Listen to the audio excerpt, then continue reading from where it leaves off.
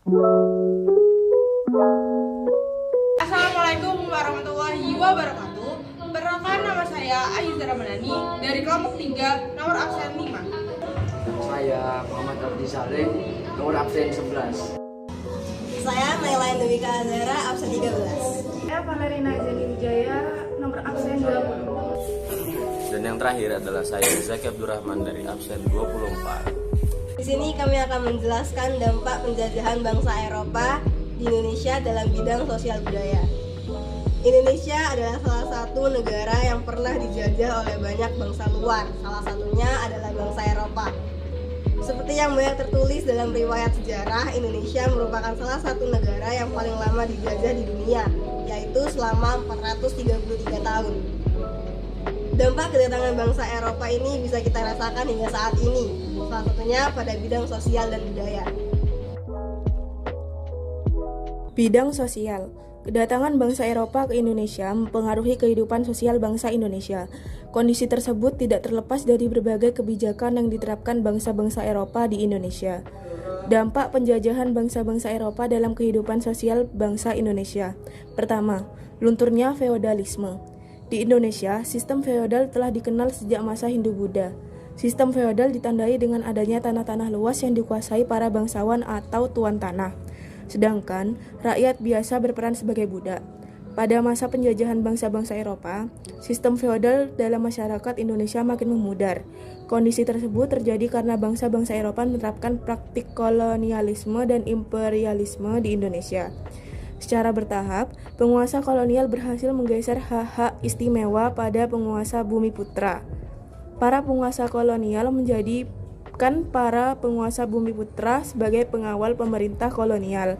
Oleh karena itu, para penguasa Bumi Putra kehilangan status sebagai bangsa yang dihormati rakyat. Yang kedua, berkembangnya stratifikasi sosial.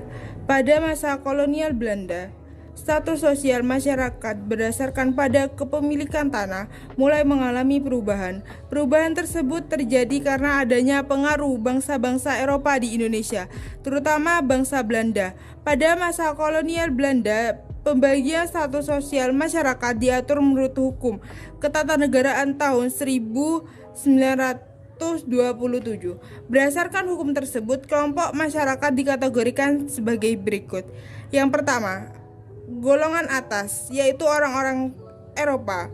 Yang kedua, golongan timur asing, yaitu Tionghoa, Arab, dan India. Yang ketiga, golongan bumi putra, yaitu orang bangsa Indonesia asli. Golongan bumi putra dibagi menjadi 3 golongan sebagai berikut. Yang pertama, lapisan atas, yaitu para bangsawan dan kerabat istana. Yang kedua, lapisan menengah, yaitu para petani kaya, pedagang mie kecil, dan pegawai. Yang ketiga, lapisan bawah, yaitu rakyat jelata. Yang ketiga adalah pertumbuhan dan perpindahan penduduk. Pertumbuhan penduduk baru mengalami peningkatan pada abad 19.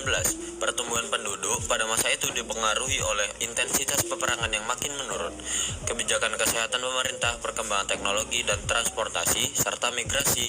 Pertumbuhan penduduk paling pesat terjadi di Pulau Jawa. Kepadatan penduduk Jawa pada periode tersebut mencapai 4,5 juta jiwa. Pada 1930, jumlah Pulau Jawa meningkat menjadi 40 juta jiwa. Pertumbuhan penduduk di Pulau Jawa terjadi karena pada masa itu Pulau Jawa menjadi pusat administrasi dan kegiatan industri pemerintah kolonial Belanda. Untuk mengatasi ledakan penduduk di Pulau Jawa, pemerintah kolonial Belanda menerapkan program migrasi. Perpindahan penduduk juga disebabkan oleh kebijakan tanam paksa yang diterapkan pemerintah kolonial Belanda. Bidang budaya. Kedatangan bangsa Eropa ke Nusantara mempengaruhi kebudayaan bangsa Indonesia.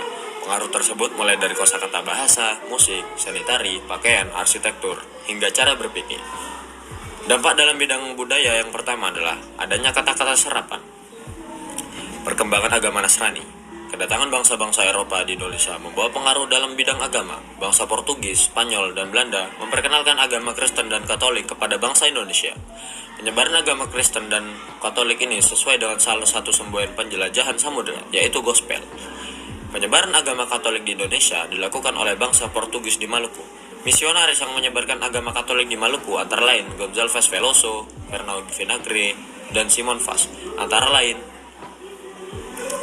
antara 1546 hingga 1547. Yang kedua, perkembangan seni arsitektur. Pada awal kedatangannya, bangsa Eropa membangun kantor dagang Victoria yang berfungsi mengatur kegiatan perdagangan serta menjadi benteng pertahanan. Selanjutnya, pada abad 18, pemerintah kolonial Belanda mulai membangun kota-kota penting seperti Batavia, Semarang, Surabaya, dan Makassar. Pemerintah kolonial Belanda membangun kota-kota ini mengikuti sistem tata kota di Belanda. Pada abad 19, arsitektur bergaya Eropa mengalami perkembangan signifikan di Indonesia. Pada periode tersebut, berkembang gaya arsitektur yang disebut Indis. Bangunan bergaya Indis memiliki struktur bangunan yang kukuh. Contoh bangunan Indis pada masa ini adalah Gereja Blunduk di Semarang. Ketiga, perkembangan seni musik. Penjajahan bangsa-bangsa Eropa turut mempengaruhi perkembangan seni musik di Indonesia. Bangsa-bangsa Eropa memperkenalkan berbagai alat musik seperti biola, cello, gitar, seruling, dan ukulele. Bangsa Eropa juga memperkenalkan sistem solmisasi dalam berbagai karya lagu. Pada masa penjajahan bangsa-bangsa Eropa, para musisi Indonesia memadukan musik barat dengan musik yang telah dikenal masyarakat Indonesia. Contoh hasil perpaduan musik tersebut adalah musik keroncong. Musik keroncong merupakan jenis musik yang dihasilkan dari alat musik berdawai dengan alunan romantis. Musik keroncong diperkenalkan oleh bangsa Portugis pada abad ke-16. Yang keempat, perkembangan seni sastra. Kedatangan bangsa Eropa membawa pengaruh dalam penulisan karya sastra di Indonesia. Pada pemerintahan Raffles, ilmu pengetahuan, sejarah, dan budaya mendapat perhatian khusus dari pemerintah. Pada masa itu, Raffles menulis buku berjudul History of Java yang diterbitkan pada 1817. Selanjutnya, muncul beberapa karya bangsa Eropa lainnya yang mengulas kehidupan masyarakat Indonesia, seperti buku History of Sumatra karya William Marsden. Perkembangan surat kabar. Kedatangan bangsa-bangsa Eropa di Indonesia membawa pengaruh positif dalam perkembangan surat kabar. Pada 1744, pemerintah Belanda melakukan percobaan pertama untuk menerbitkan surat kabar dengan nama Bataviaanse Novelas. Surat kabar tersebut diinisiasi oleh Gubernur Jenderal VOC di Batavia, Gustav Willem Baron van Imhoff. Hingga 1825, seluruh surat kabar di Hindia Belanda merupakan milik pemerintah pers ofisial. Tujuan pers ofisial adalah memenuhi kebutuhan informasi politik dan ekonomi.